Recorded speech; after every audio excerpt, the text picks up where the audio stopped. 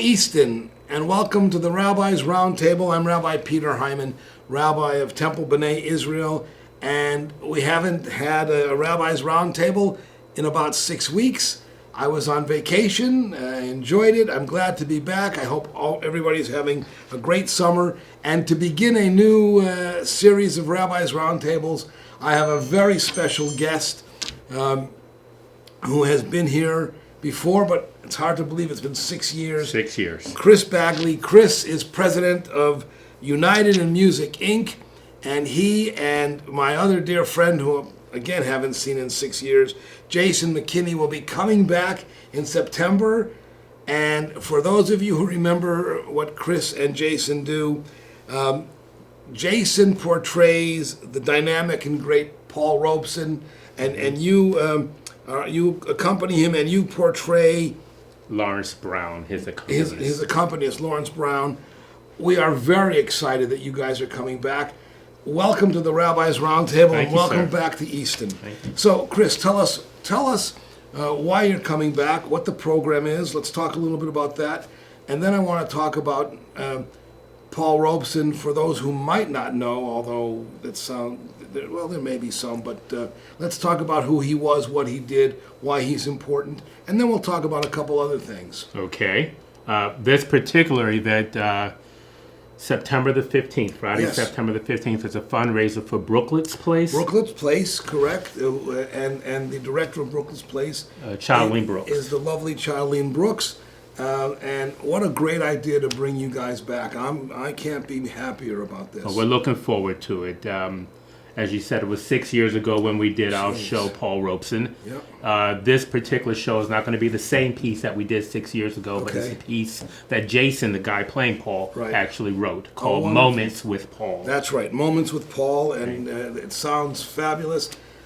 I'm prejudiced. I recognize that. I know not only your level of musicianship and his great abilities, but just the very important story about Robeson and how he interfaced and influenced civil rights and just general civil realities in this country and abroad.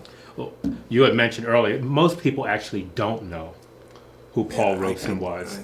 And it's my contention in the history of the United States, black, white, red, yellow, whatever color you want, he did more things excellently. Oh. He was the personification of what a Renaissance man would be. Absolutely. He was born in 1898, that's correct, and went to Rutgers. That's correct. I knew that. And at Rutgers, he lettered 15 times: 4 football, 4 track, 4 basketball, 3 baseball. Amazing. And he was only one of 2 blacks at Rutgers at the time. He graduated while he was playing all these sports and speaking in national speaking contests, oratory contests, and other things that he did, singing on the choir there. He was also the valedictorian. It's a remarkable history. There's a wonderful biography about him that I read a long time ago, and the author I can't remember. This is of no help to anybody, but I would urge people to read about him. There are a number. I've started collecting. I've got at least 30 biographies of Paul Robeson. I don't remember which one, but I read it when you guys first came. Okay.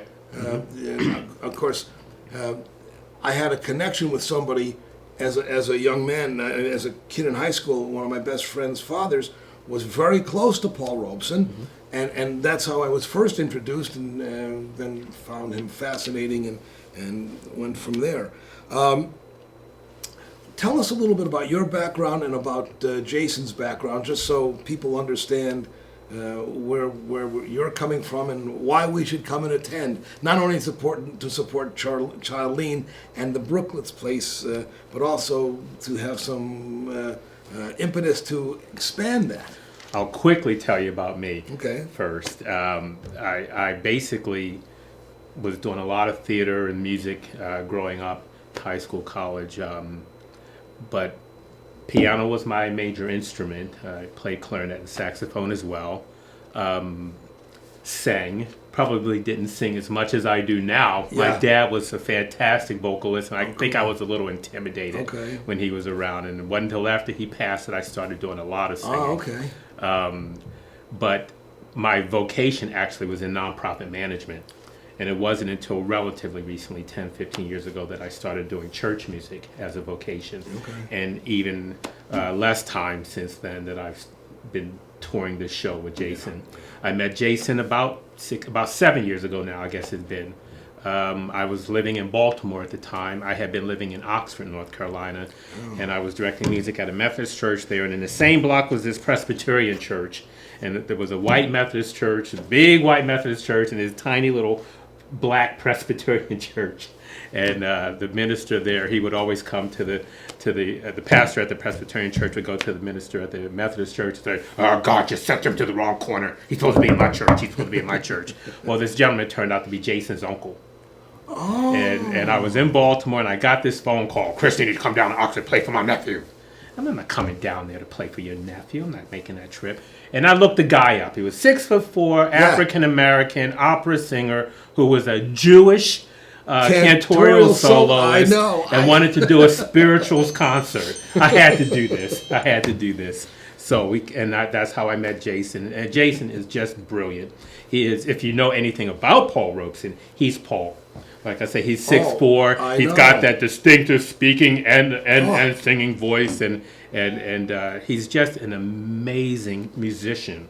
And he's been doing a lot more. He did a lot of opera, and opera's different than theater. Oh, absolutely. But he has really tackled that and has grown tremendously. Can't wait to see him in the time that we've been doing this, and like I say, he's just a fantastic performer. Yeah. I agree. That's not being gratuitous. I left my job in Baltimore to tour this show with him. I know. And as you know, the last time you guys were here, I invited Jason to lead worship services at the temple with me. What an experience! I mean, everybody was just. It was an ascent into heaven to listen to him sing and the power of his voice. He's easy to work with. Just a nice guy. Yeah. So, I'm delighted that you guys are coming, obviously. What I think is so interesting, and why I think this is important, aside from reconnecting, what I think is really interesting is that I think Robeson's message is still important and still relevant today. Absolutely. Maybe even more so than, well, not than when he was alive, but certainly maybe in the last 2 decades, 3 decades. I mean, the message that he embraces and that he communicated and that he represents is a powerful one that needs to be rehearsed. I guess I need to pick up on the Robeson story. Yeah. I talked about him going to Rutgers. He then went and got his law degree from Columbia Law School in New York. And then he was at a law firm, and the secretaries refused to take dictation from him. He quit the law firm. He started doing theater at his wife's community theater in Harlem, the YMCA Harlem Theater Players. Yeah. And he was basically found out all of his talents of singing and acting, and became probably the most recognizable figure vocally in the entire world, internationally. He went and lived in England for 10 years, from 1929 through 1939. The song that most people associate with Paul Robeson would be Old Man River from Showboat, which was actually written for him. And he performed that in England and then did it on Broadway here in the United States. And the part that he played as an actor that he's most recognized for would be Othello. He was the first black to play Othello in the States. That's not true. Many years prior to that, Ira Aldrich played it in the mid 1800s, but he was the first to do it on Broadway. And that show that he did on Broadway is still the longest running Shakespearean play ever on Broadway. That I didn't know. They did 300 shows. Wow. Wow. But he then took the art that he was recognized for worldwide, the singing and the acting, and he decided that he was going to, he said the artist must make a choice between freedom and slavery. I've made my choice. And he became just an advocate for human rights and civil rights and workers' rights and just treating women's people. rights. Women's rights, one of the first to actually advocate that openly that way. But a precursor to what was considered at that time the modern civil rights. Because of his outspokenness after World War II, while he lived in London, he visited Russia often. Correct. And he made a statement about feeling comfortable and being treated, as a black man, he was treated as a human being. Right. And he would not understand why a black person would fight for the United States against Russia. And he made a statement similar to that at the Paris Peace Conference in Paris in 1949 and 1950. The United States took away his passport. Right. And he was without his passport for 8 years. He couldn't even go to Canada. And you didn't need a passport to go to Canada. Right. But Paul Robeson was not allowed to go. So he would go to the Peace Arch in northern Washington State, and he would stand on the United States border. And 3 times, I think, he did a peace concert.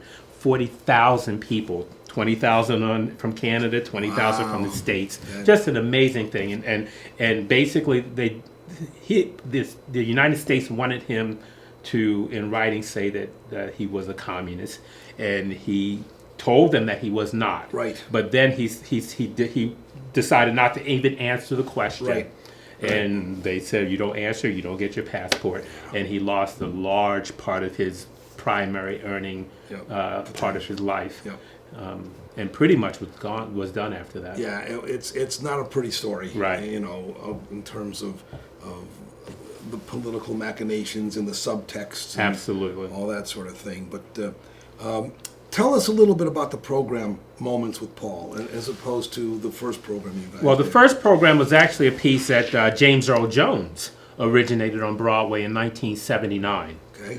And it's a full-length 2.5-hour play. A full-length 2.5-hour play. Yeah. And we have to pay rights to perform that show. And quite honestly, the rights just started to get more and more every time we did it. And Jason and I decided that we were going to write our own thing. Basically, Jason wrote this piece. Everything we do is legal and in public domain.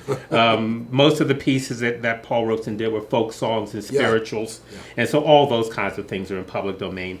And what we took from the script were like the government, the House Committee on American Activities. Yeah. Those things are in public domain. So what we did is we took the songs and we took pieces from the show and we took stories and things that we've gotten from the biographies of Paul Robeson and interwoven it into a piece that's a very flexible piece. We do it in schools a lot. Oh, excellent. So the piece is anywhere from 45 minutes to an hour and a half, depending on the audience. And we try to make sure that we tailor it to the audience. So we've actually got curriculum for elementary, middle, and high school that we take into the schools, do the show. And they get to do a talk back with Paul Robeson, and it's just a really fun experience. Very cool. Yeah. And again, let's tell people the date, but I don't want to end the interview yet because I have a couple other questions. The date of the performance is Friday night, September 15th. Correct. It's going to be held at the Easton High School Auditorium. Yes. And for tickets, the best thing to do is call Brooklyn's Place, I think. Absolutely. Absolutely. And we're very excited. And this is a big fundraiser for them, so we would really like people to participate with this. And not only is it a big fundraiser, having you guys back in Easton is very exciting. Appreciate it. No, it's true. And those of you who come will not be disappointed on any level. I guarantee it. Oh, so now we've got to be good. Yeah. Oh, sorry. Okay. Well, not necessarily. You guaranteed it. Well, they won't be disappointed. Okay. That doesn't necessarily. Never mind. We won't go there. I do want to talk about Yes. an upcoming trip of yours that I think is fascinating for a lot of reasons, because you and Jason are going to be doing Paul Robeson in Israel. We are. We're going to do a 3-city tour. We'll be in Haifa. That's primarily where it's going to be Right. based out of Haifa. We'll do the show in Haifa, but we're also going to do master classes at the universities in Tel Aviv and Jerusalem. And that'll be this November. So we're raising money for that as well. If you want to help us with that, contact United in Music. You can go to our website, which is www.paulrobesontour.com. And there's actually information about the Israel trip on the website. And if somebody is so moved, they can always contact me as well, and I'll get them in touch with you. But I think this is fascinating for a lot of reasons, given the climate in Israel and political realities. This should be really well received. Well, and tied embraced. into that is that we've decided to make this tour a benefits tour.